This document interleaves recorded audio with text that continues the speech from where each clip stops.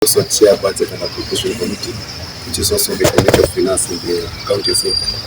We've called you here to plan for a few issues about the finance bill which we just passed a few days ago.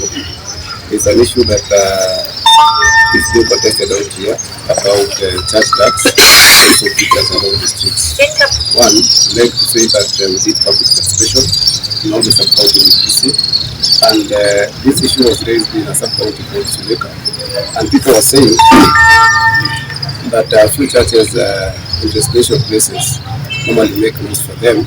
You find that it's only one pastor or few people, but we put on loudspeakers at night so we start environments. So they say that that should be initiated so at least to restrict these people who do this to disturb other people. It's also an issue of pictures along the street. So people also say most of them disturb them.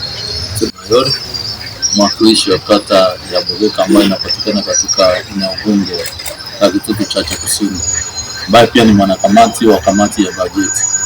Kuna huu mswada wa bajeti ambayo ulikuwa mswada wa fedha ambayo tulikuwa tumejadili.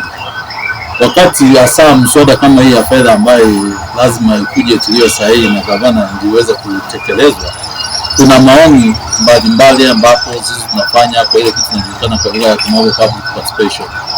Tulizunguka kote kwenye kaunti, lakini tulipofika katika eneo la Suleka mawazo ya wananchi katokea pale. Kwa hivyo nasi lazima tumechukulia maanani vile wananchi wenyewe wanahitaji. Kwa hivyo kuna changamoto hapa na pale, ama watu wengi wamesema na maana mapadri wa kinena. I also want to also comment on what an issue that has been thrown out of proportion, and that is the issue of church tax. And I want to confirm to the people of Kisii County that we don't have what that is called church tax.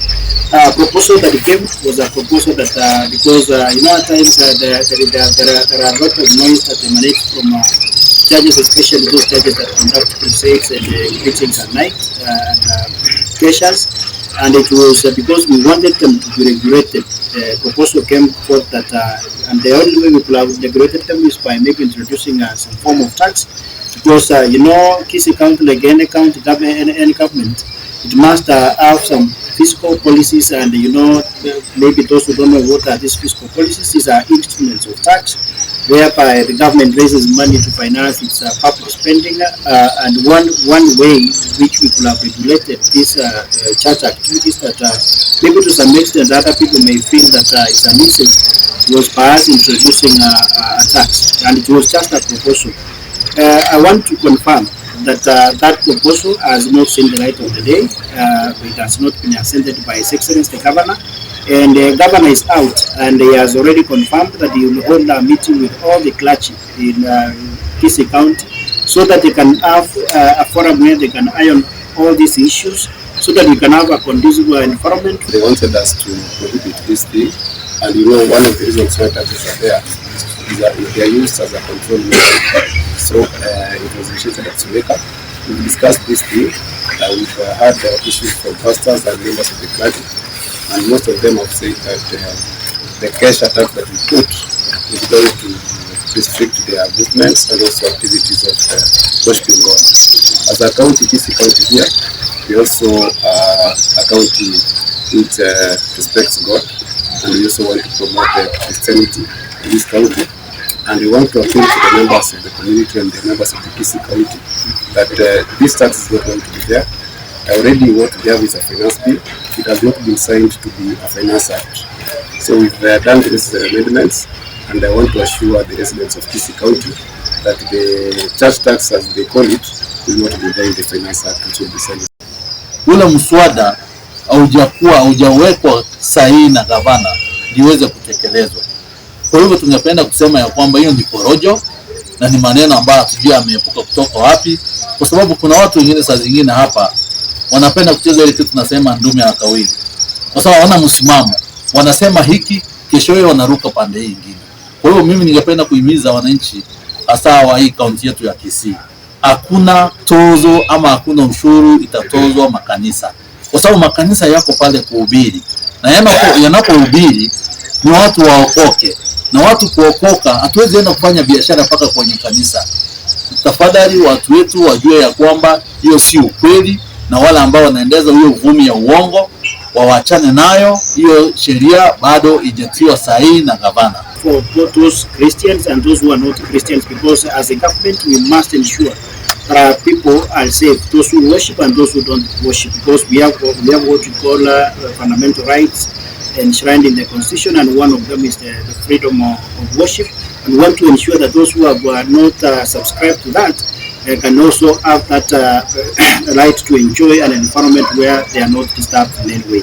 I also want to bring this into context because the Member of Parliament for South Mugango has been heard in various forums whereby he's castigating and saying that His Excellency the Governor has already ascended in that, and that he has pulled it out of proportion and saying that it's a church tax. That is not the case.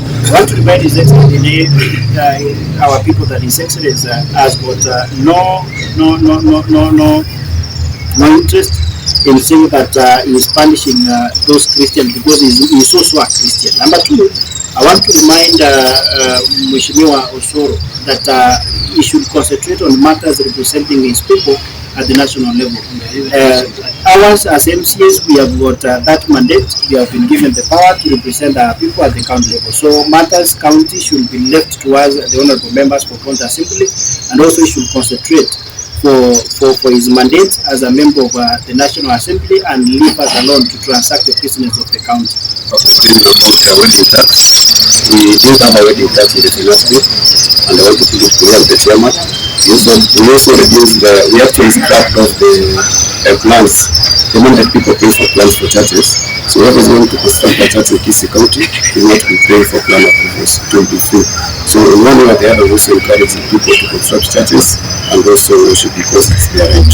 So the issue of the church tax, as has been put clearly by the colleagues here, it is not there.